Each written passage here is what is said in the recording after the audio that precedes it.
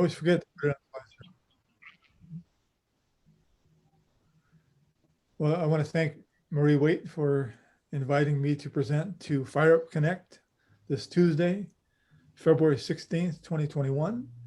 And I am going to spend the next 7 minutes on telling you what, how, why I do what I do. That's a, I thought, more clever name than just franchising 101. I am, excuse me, I am a consultant with the franchise consulting company. So what we're going to talk about, my agenda is going to be, I want you to get to know me, a little bit about me. We'll talk about my journey from my corporate career into business ownership as a consultant with the franchise consulting company, what I do, how I do it, and why. We'll talk about my ideal client, which can help the audience perhaps refer clients to me. And then if there are any questions, we can you can put them in the chat, or you can follow up with me and I'll answer them, of course. So my journey, I was actually born in San Jose, California. I am a California native. I've been married for a number of years and I've got 3 children. My youngest is 23. She's a senior in college. My oldest son is in Alameda, California. And my middle child, my daughter, moved to Norwalk, Connecticut in June. She actually grew up there. She in her formative years from 4 through middle school, end of middle school. I was educated in Santa Clara University, both undergraduate and graduate. I spent my corporate career in the beverage industry with some very well-known companies, the old Seagram company, Constellation Brands, and a smaller company, Wine Direct. My favorite thing in my corporate career was increasing the profitability of the sales organization. That's our sales organization in both Seagram and Constellation Brands had responsibility for bottom line profit. You know, the first time I had to make a career change was in the early 2000s after 21 years with Seagram.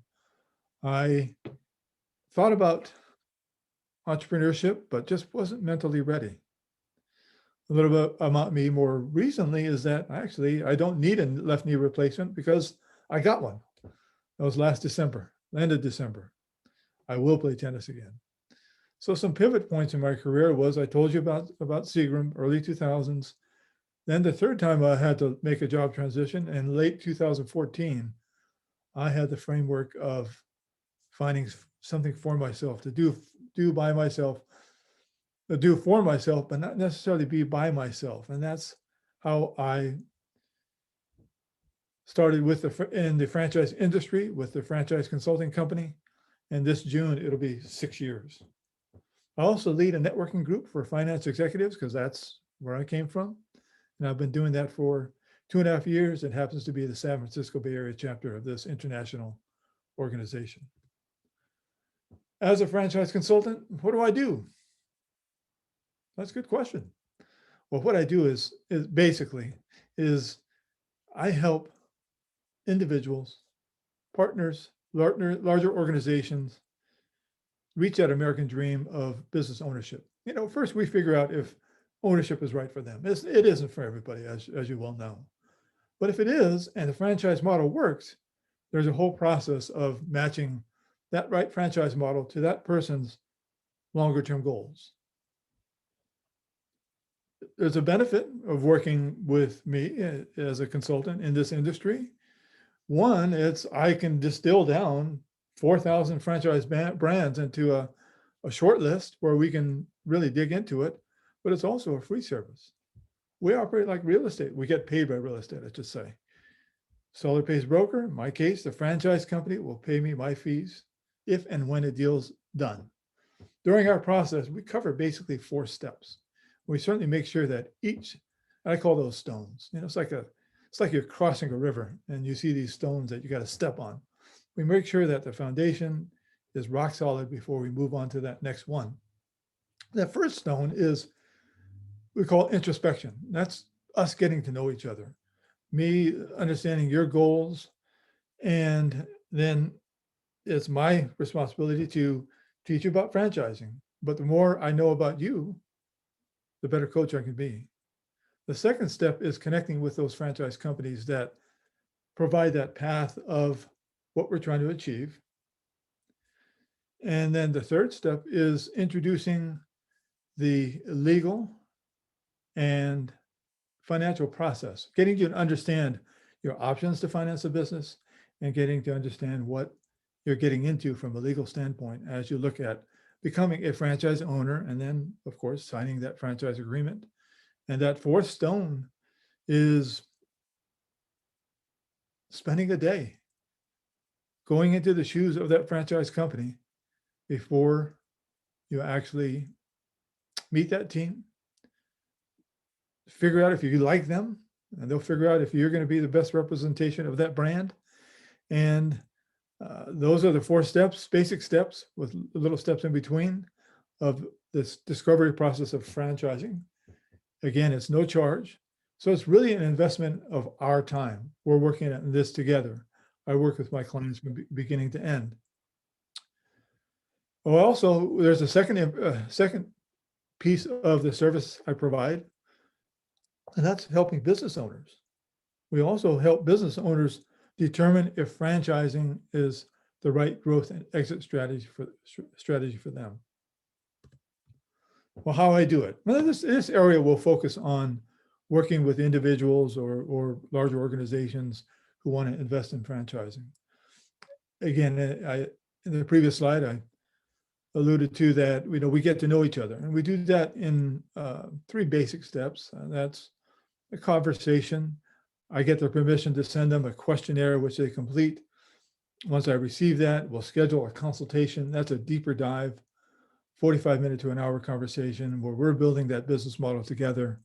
And from that business model, well, then the third time we talk is to talk about franchise models that hold up to that business model when we have that discussion. Well, let's say in that hour that we're looking at different companies that we find one or two that is really interesting and you want to start that research process. Well, then I'm happy to connect. I register and connect you to those companies, and we start this three-way conversation through the discovery of that business model. Again, I mentioned I coach you from start to finish. So the franchise company has many steps of unveiling their business model to get you to understand their franchisees' financial performance, the way they market, their supply chain, their operations, all the technology involved, getting your questions answered. And throughout this process, I always stress that you're going to feel anxiety and fear, but we talk about that. And I'll coach you through that process. Previous slide, talking about those four stones, introduce you to finance and legal resources, and to prepare you for that final step of getting to know the company by having either a virtual or physical meet the team. Why I do it? Well, going back to my journey, I had to face finding something new in late 2014, and I was just ready. I had built up a lot of skill and experience in my corporate life. Very thankful for that. But, there were two things that I really distilled down, that I was great at helping my employees move through their career. And it was because of my background in finance, and actually started my career in the sales and marketing. I had this well-rounded business experience. I could help clients understand the business model that they're investigating, because not everybody has that type of experience or that finance experience. So in taking those skills and being introduced to the franchise industry, I think I got lucky. I developed a passion for helping clients, addressing their fear of change, connecting with people looking to make that career change or diversify their investments. We get all their questions answered. We get my clients to that fork in the road. If it's a yes, great. If it's a no, that's fine too. Lately, in this past year of 2020, I've been helping a number of businesses look into franchising their business to see if that's the right growth and exit strategy. That's a path to building the brand, as a path to creating creating wealth for that business owner, but also expanding the brand footprint. We have, franchising can help you spread your brand, and you may have a disruptive or innovative business model in a different industry. And, by finding my passion and finding my why, if I'm successful, then of course, I'm compensated for my work. Who am I looking for? Who can you help me?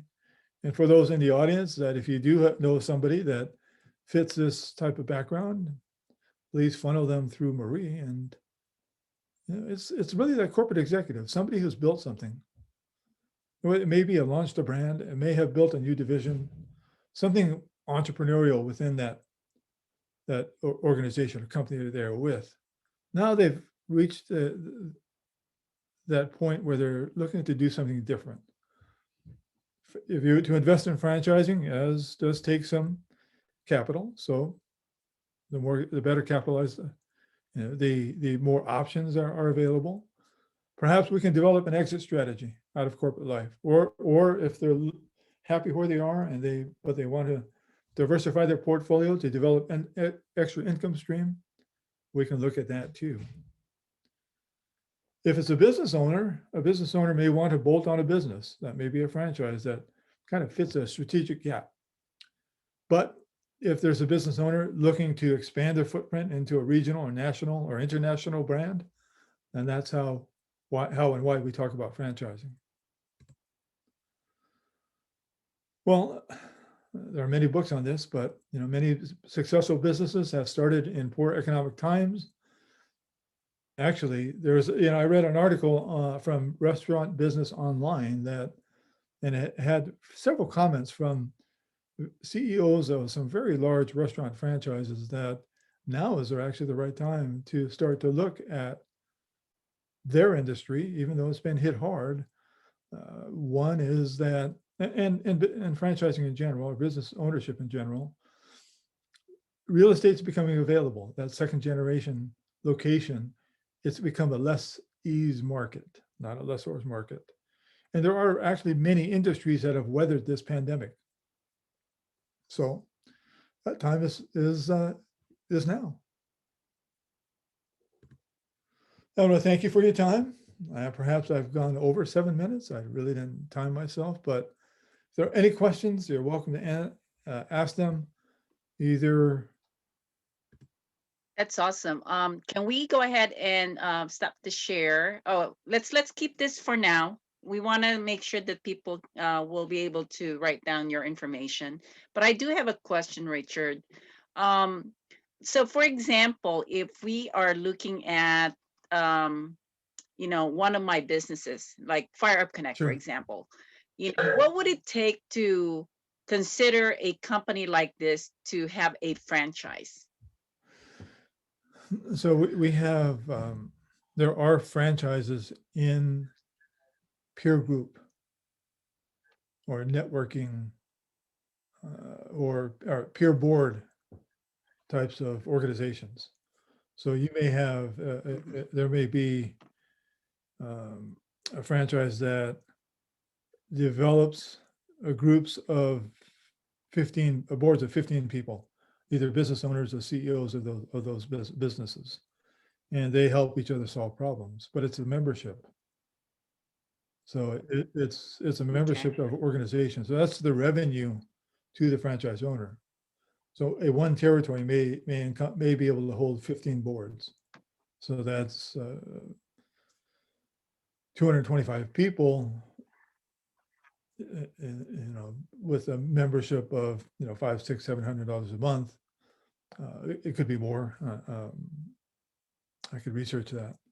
So okay. You have the genesis of that with FireUpConnect, but we would want to discuss how to increase that, I guess, or. Okay. Can we go ahead and stop the sharing so we can get the others to ask some questions? Sure. Okay. Let's do this. Let's welcome everyone else. So we have Laura Roeder and Melissa. Are you there? You're both on mute, so let's make sure. Yes, we're driving, so. Okay, all right. So do you guys have any question for Richard?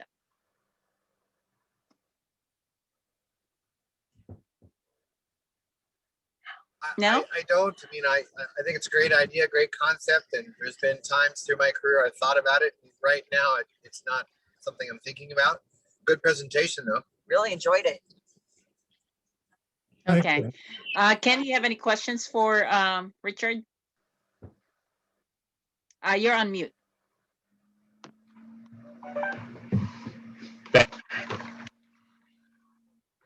Oops. Yeah. Well, Marie, let me interject that.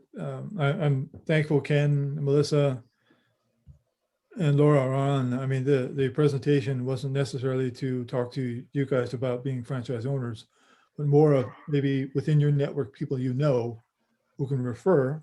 If you do know, you funnel them to Marie, and Marie will connect them to me. Yeah. Yes. So Ken, you have a question? Yes. So what is the top franchises in this era of COVID, I guess? What types would you say? Well, Types of businesses? types of businesses, yeah, yes. I'll talk about a couple. Well, it's in general, home services Okay. has been growing, and then the fact that I've got clients in Cincinnati that I'm going to meet with tomorrow evening, their time, late afternoon, my time, and that's all we're going to talk about, those home services industries and why. I mean, there is I gleaned facts from an article that 37% of all homeowners are now millennials, and there's a shift to millennial home ownership, and that percentage of millennials owning homes is now greater than certainly Gen X and baby boomers for certain reasons. So as that grows, with millennials being more apt to enjoy experiences than time doing it yourself, here that's a reason. I mean, home services is a $500 billion industry when you look at everything. So now within home services, the darling of the franchise industry in 2020 was a company called Smash My Trash. What? Yeah, Smash My Trash. All right. So Wow. hey, if Marie, if I can take over the screen, I'd love to be able to show a 50-second video. Yes, yes, of course. Go ahead and just do share screen again. And you can go ahead and show it. But you have to make sure that you click the speaker, okay? There's a speaker box. When you share it, in order for you to play a video, you need to check that box. So I don't know if you already checked it. Did you? So you need to get out of the share screen again. Okay. And then when you go back and do share screen, on the share screen window, there is a box underneath. Would it say share the sound of the computer? Okay. So check that box. Okay.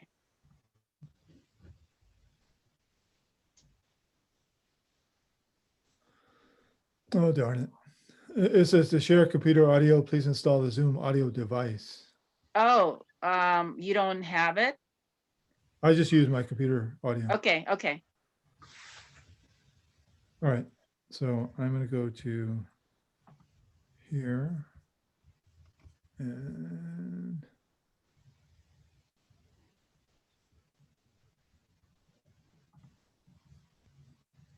Hopefully that would share the sound.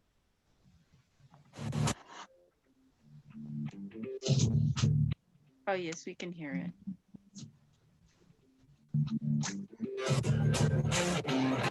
Yeah, there you go.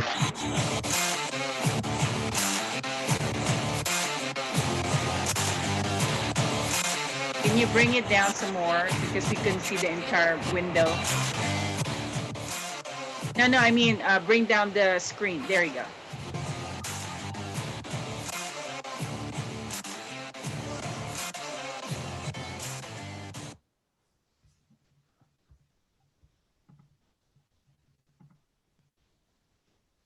So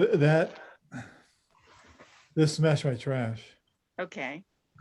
increased by So over 500 franchises in a year.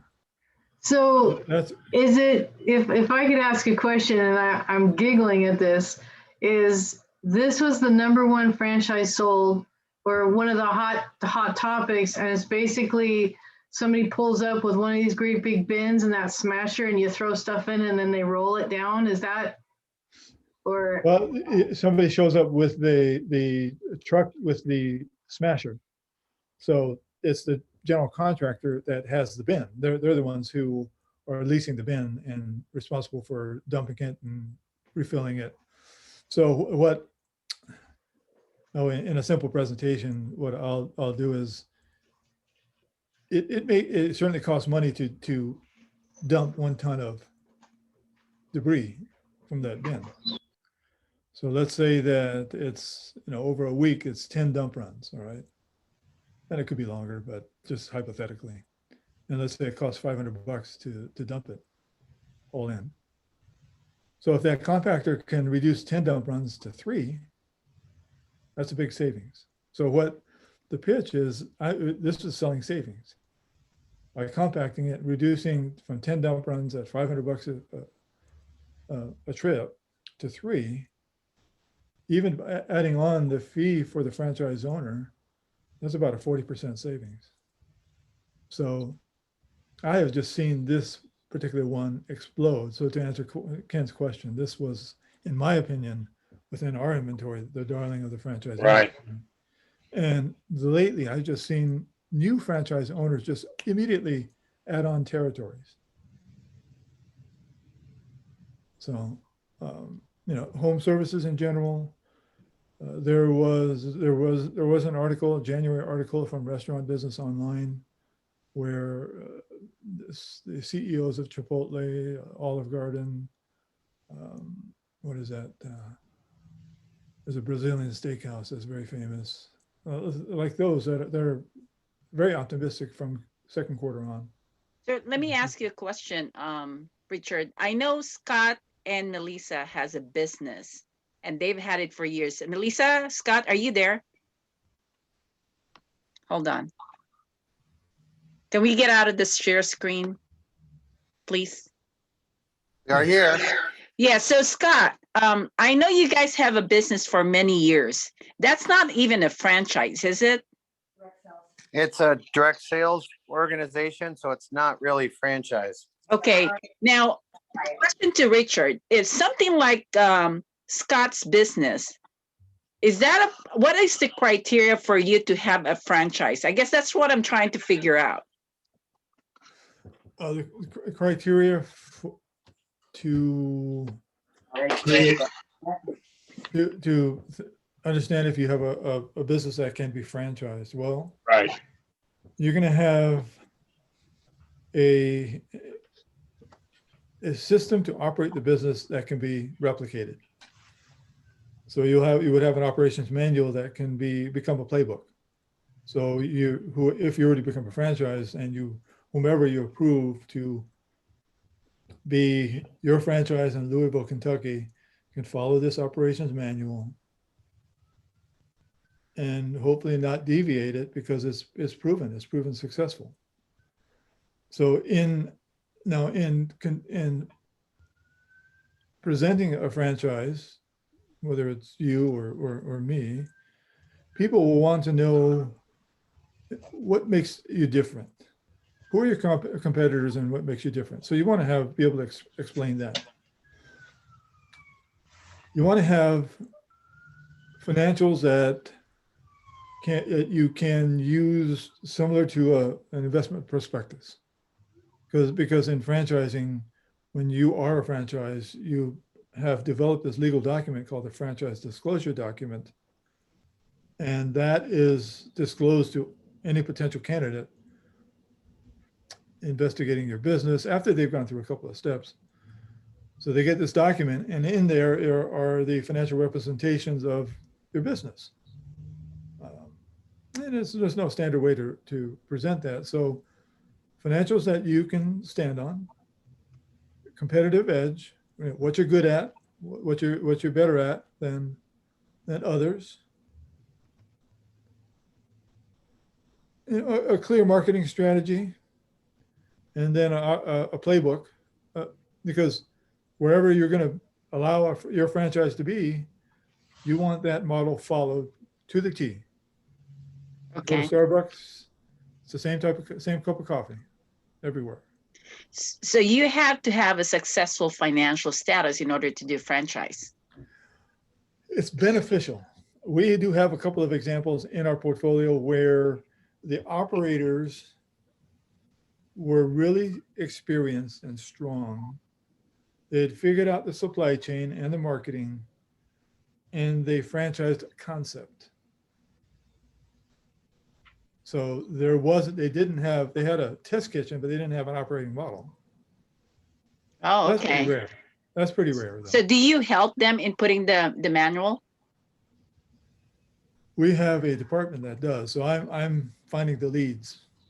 In that respect, I'm finding the leads, and then having a couple of conference calls Okay. to really for all parties to get to know each other about the business that they're thinking of franchising, and then we flesh out whether it's a franchisable model, and then if it is, then we walk them through the potential process of becoming that franchise, provide them with numerous case studies, a lot of people to talk to so they're comfortable with the process. It's a very modest investment to get from where you are to becoming a franchise. It's $40,000. There's a lot of legal work there, a lot of Mm-hmm. operations manual, a lot of business strategy, marketing plans, etc. And usually the sale of one franchise, maybe two, can recoup that whole investment. Okay. So there's an initial investment on getting the manual and the process with them. Yeah, so to get the legal document, all the legal work involved, to get all when you're a franchise and you want to have your franchises sold in multiple states, then about 13 states require state level approval. So they do all the registrations for all the states and then follow through with the state level approval. California is one of those. Washington is another, New York, Okay. Minnesota, things like that. And how much is it average initial investment for doing franchise?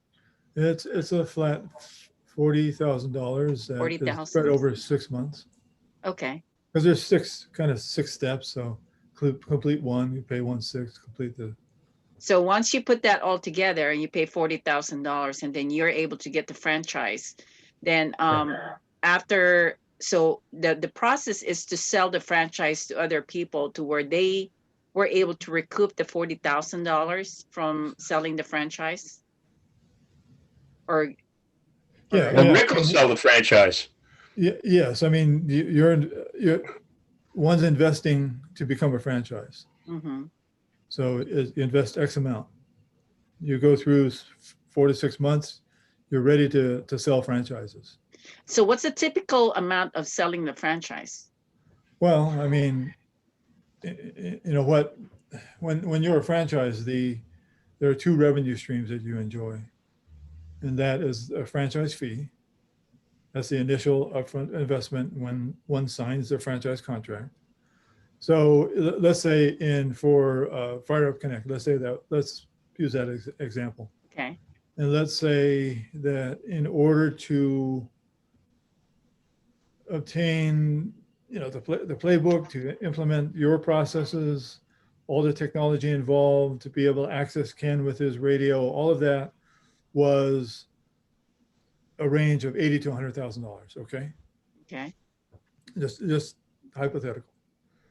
Now the marketplace for your type of peer advisory board franchises may have a franchise fee of $45,000. Again, hypothetical, maybe lower, Okay. maybe higher. So when someone signs their franchise agreement, they're remitting to you $45,000. Okay. So that's a revenue stream. But typically franchises use that to reinvest into their business. Is that a yearly thing or is it a one time? That's a one-time. Okay. That's a one-time fee, franchise fee. Now, if it's a 5-year contract or a 10-year contract, then you may have a modest renewal fee of $5,000 or $10,000, let's say, if they want to continue being a franchise.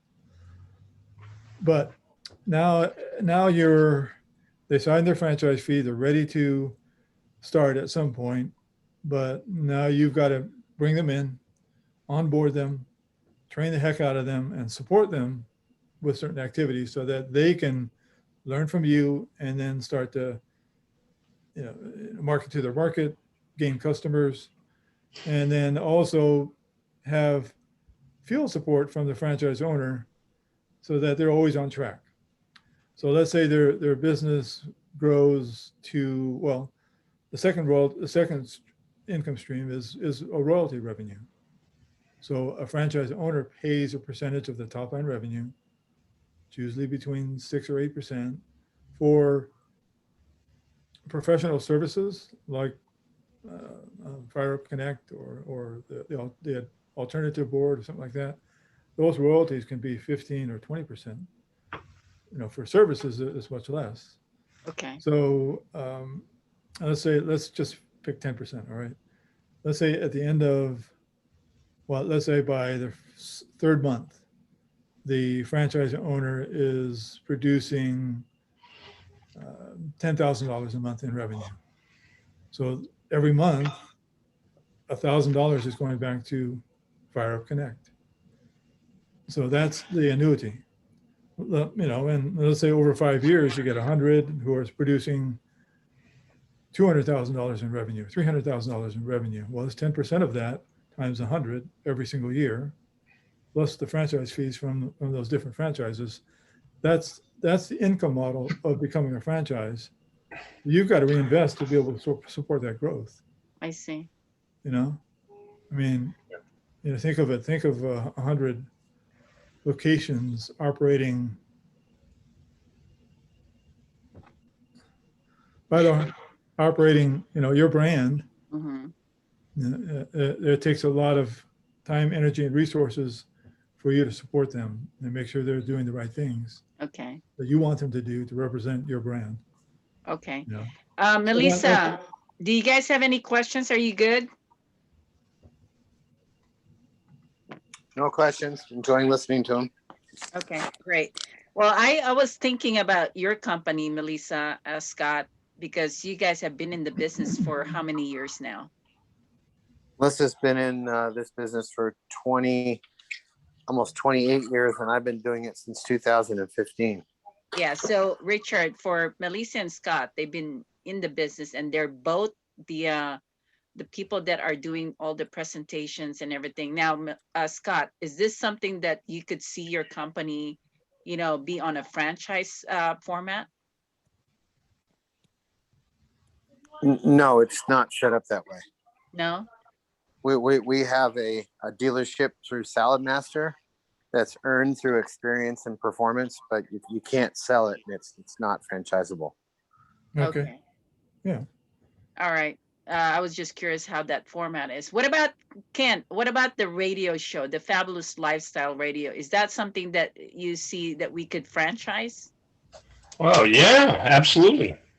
But let me ask a real quick question, and then I'll get back to that, because it can be done. So let's say you're dissatisfied with living in California and you want to buy a franchise in Idaho. Can you sell that franchise? Oh, so you bought a franchise in California. Now No. You live in California.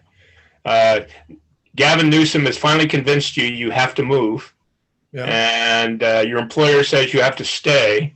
So you say, hey, I've just made $1 million in Silicon Valley. I'm going to buy me a franchise in Idaho. Yes. Can you sell them that franchise?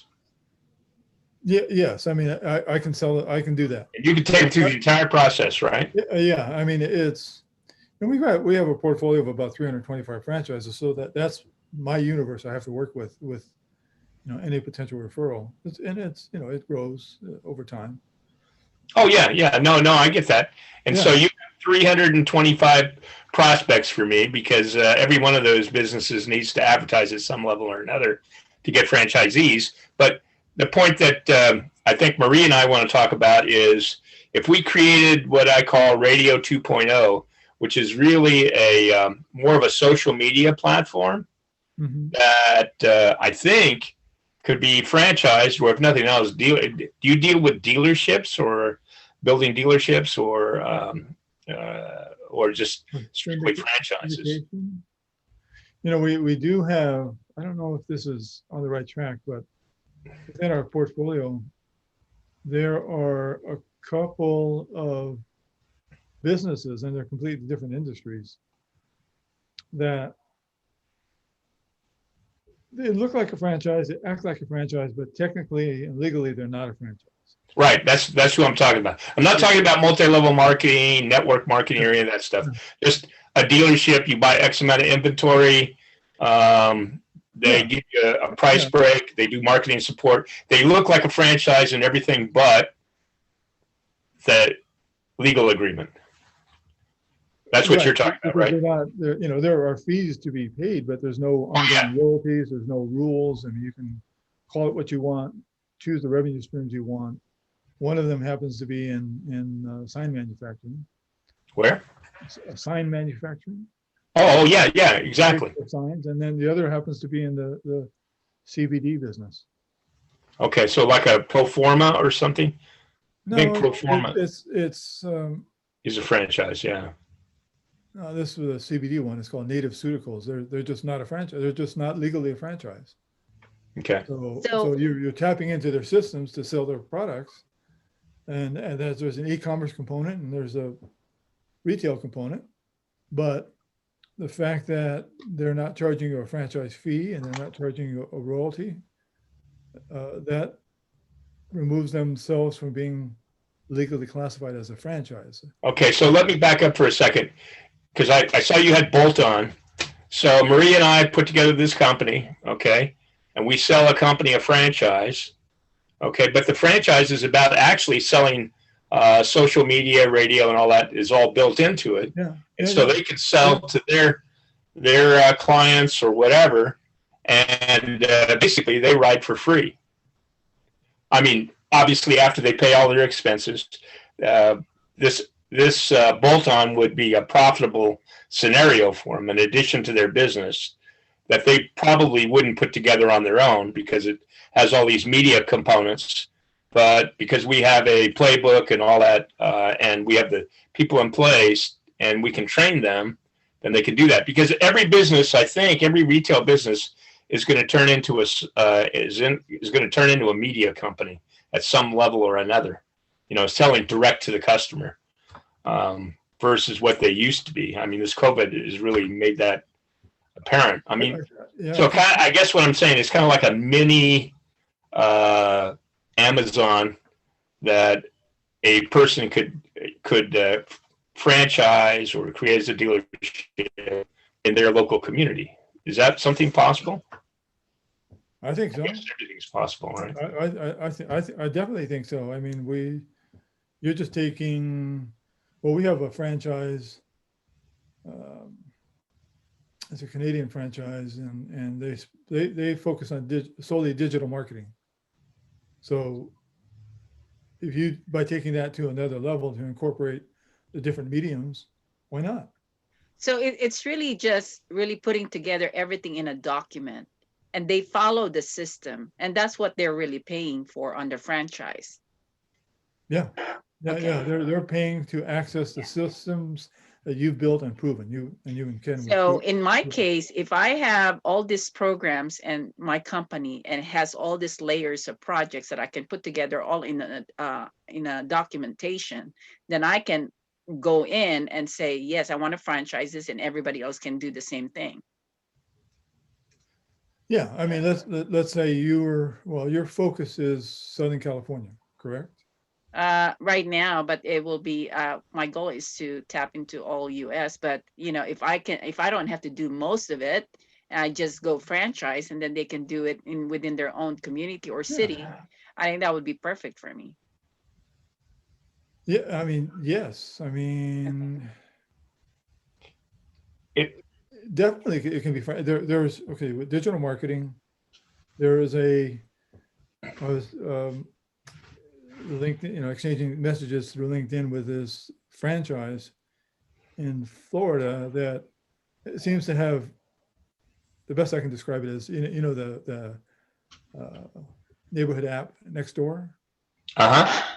So I would describe it as next door on steroids. So Yeah. Okay. I know that. like that. Yeah. So if you have that example and you have digital marketing, We're kind of a combination of the two. yeah, but also incorporating higher levels of media. Yes. Correct. Into the platform. Correct. Yeah, I mean, you think about everything you've done, you guys would be have done and would be doing. Let's say in January 1st of 2022, you're ready to look into becoming a franchise because you see that this platform can be implemented in Denver, Colorado, and in Chicago, and Right. because you've proven it out in all of Southern California or all of California. I see. Okay, well, I think that's very informative. I think I wanted to just, I want to thank you, Richard, for sharing your information. And I'm sure a lot of people will watch this video. We're going to go send it out to all the members. And then Melissa and Scott, would you guys wanted to share anything about your business? So at least Richard would and Kenneth would know what's going on with your business. Sure. We're getting ready for an event tonight. So I got a couple of minutes, and then Melissa's working on a PowerPoint. So basically, we teach healthy cooking, and we work with our primary clientele are families that are busy, that are trying to get good, healthy food into their families, but for whatever reason, too busy, 2 minutes happening, cooking is just not a pleasure for them, whatever. And we show them how to make 5-minute meals that are healthy, nutritious. And we design a program for them, including coming in and cleaning out their pantry, showing them what real food is, as opposed to the processed junk that most people put in their houses and call it food. But we design a program for them that'll work, because you're not going to become vegan overnight. And if somebody tries to, they'll fail and go back to their bad ways. So basically, we show people how to live a longer, healthier life, generate a healthy immune system, and have fun doing it. Okay. Now, Ken, don't you think they are good candidates for the radio show? Oh my God. What is it? Food, fashion, and finance. They hit all three. Yes. So, but basically food. I mean, come on. We've been looking for somebody that can go direct to consumer marketing. I mean, Marie, you're brilliant. You bring all the right people. So, as opposed to restaurants, because restaurants are a high-end cost that most people are willing to do for a little bit, but you're talking about an entire system where you actually help them eat healthy and reorganize their kitchen. Do you actually go into their home, or how does that work? Well, there's various programs, and obviously it's built on how much people are willing to be coachable, right? Okay. People say they want to be healthy, and sometimes that's not really true. No, they don't. Yeah, I got it. So first of all, you got to put up, sorry to say it like this, but you got to put out the bullshit meter and find out how truly serious they are. And right. then you work with them based on what's presented and put forward. So if someone's really committed, we'll set them up with a program, introduce them to our referral partners of acupuncturists, naturopaths, chiropractors, functional medicine healers, homeopathy, whatever will best suit their needs. Okay. And then we work with kitchen products that help them support that. Things like Vitamix, cookware that doesn't destroy the nutrition, all kinds of things that help them be more effective and time efficient. Because part of the problem is they just don't know how to cook, and so it's too overwhelming, so they go to McDonald's. Exactly. And so did I answer your question? Yep. So Yeah, if it's you just, can, I think you need to definitely have a one-on-one meeting with Melissa. And yeah, Scott. I'm gonna give them a call because they would be great guests on the show because they're timely. And with the COVID and everything that's going on, it's healthy eating is turned into a event. Okay. So, Yes. And so, Scott, would you like to go ahead and put it, you're using your phone or what? Are you using your phone? I'm on my phone because we're trying to Okay. get it set up for this I'll- event. Melissa's I'll in the connect- office and it's too loud in there when we're both in Okay. there. I'll connect the two of you, Ken. I'm gonna go ahead and do a text group for both of you so you guys can okay, fair enough. Perfect. schedule a meeting. And then Thank you. with Richard, you know, Scott, I know that you have like 9,000 connections on your database. I think it would be great to also connect with Richard and work with in terms of, you know, because I'm sure most of your clients too they have their own home-based business. So I think it would be great to share what Richard you know, can offer to those home-based business that, you know, they might be able to, you know, make more income by doing the franchising. What do you Sure, think? I'm willing to have a conversation about it.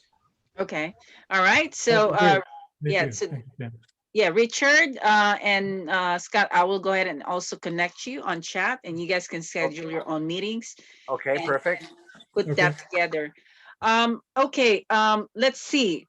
I know that it's just the four of us. We've gone through. Do you guys have any specific goals? Do you want to share, or are you good with so far with what you've shared? Um, who specifically are you speaking to? Anybody? You? Well, let's see. So we took basically from March off last year till a couple of months ago to reinvent our business, because when you're a business that's all face to face and markets to walks, runs, cancer recovery events, it was a car crash. All of a sudden, all marketing sources stopped. So That was we more than a never car really- crash.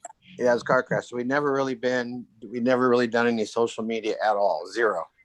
So we were completely old school, very good at it. We hit 2.2 million in 2014, but it took us a couple of months to recover from that. COVID was really here and this was really happening, you know, kind of like going through the stages of having cancer, denial to acceptance. And when we got some power back with it, we finally accepted, we figured, well, okay, what can we do? So I started joining network groups, and that's why I got referred by Jim, a gentleman who's been in the network before, referred me to this venue. But we started going to Chamber of Commerce's and all kinds of places like that. And so it's been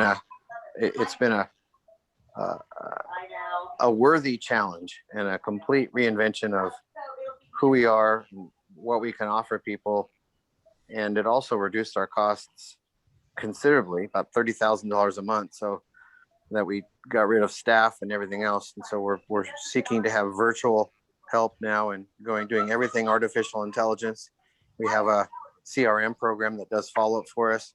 And it's really amazing how much money you can save if you use these things that I resisted and swore I wouldn't use because they weren't personable enough. But I found you can still add personality and even if you use all that stuff. Did I answer the question? Yes, and I think Scott, there is another way I can also help you, but we will probably need to do a one-on-one meeting.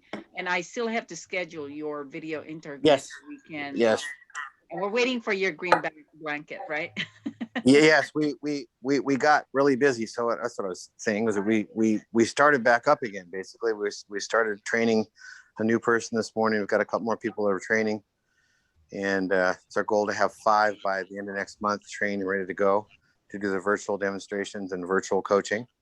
And so that's been a long road. Because at one time we had 60 physical consultants in our office. We had a 1,600 square foot kitchen. So to work just her and I, which is challenging enough working at home with your wife, and to reinvent it this way has been fantastic. You really don't think that can be franchisable? You can't. We don't own the business. Oh, I see. Okay. The other company owns it. Right? Mhm. Yeah, the other company owns it, Oh, I see. I see what you're saying. Okay, I got it. or the rights to it. Let's say the rights to it. Oh, okay. All right. Well, what about you, Richard? I know that, what is your goal for the franchising? Oh, my goal is to, well, help at least 12 people this year into franchise ownership, and then help another half a dozen businesses become a franchise. So those are my yearly goals. Okay. And I'm doing that, through different avenues. One is this particular FireUpConnect. And we're particularly our doing, presentation, yeah, we're doing the magazine too. the magazine. That's Mhm. exciting that you're also going to be part of that. Scott, Melissa, are you still talking about being part of the magazine, right? Are you there? I think they had to Can go you to hear a me? meeting. Yes, I can hear you. Yeah, I haven't talked with her about that, but that's probably not the direction we're gonna head. Okay. All right. Well, it's going to be a lot of people that are participating in that magazine. And We haven't really ever had good success from print. no, but it's also online. So just know that it's also online, and then we also have print. The thing about this whole thing is that we have a lot of companies that are connected to the magazine, that they have their own network of people that they're going to be sharing the magazine to. So just keep that in mind. I mean, there's so many people that are connected to the magazine, and you wanted to take advantage of their connections at the same time. I mean, it depends, because the online, you can put your video also. You can link your videos. And do you guys have videos? Yeah. Okay. I mean, I'm talking to Scott. Do you guys have videos? Yeah, but you have to pay for those. Oh, No, you don't. the videos? You have to pay for the video. Yeah. Well, we'll talk about that. Okay, okay. I'll talk to you offline on how it won't cost you any money for a video. Okay. No, I didn't mean that. I meant people have to pay for the videos. They can't just watch them for free. It's part of the No, program. no. Oh, That's no, your no. video. This But is we're talking part of the about program. videoing you and your wife. For you'll see how it goes, So I think and what then he's you can talking sell them about, the yeah, video. what he's talking about is like the promo video of you and Melissa, not the program that you guys, have people pay. You see what I'm saying? It's more of a promo video of your company and what you guys do. So that's what the promo video is. You'll see how it works. Yeah, I want to show you something that we did for someone else. Okay, let me see if I can share my screen. And I don't know if I can. Let me see if I can bring it up first. Oops, I can't minimize it because we are recording. Okay, well, I'm just gonna send it to you on a link. Email it to you so you can see what I'm talking about in terms of promo video, because I have a few people that I'm working with on that one. All right, but anyway, I think this is a good, we're already 4 o'clock. Make sure that you guys connect to each other and, try and figure out how you can help each other. And then our next meeting is going to be on Thursday at 8 o'clock in the morning. This video is going to be edited and we're going to go send it out to a lot of people. We'll do some social media boosting, Richard, so people can also see it. And then in terms of anything else, you guys have any question, any feedback? Okay.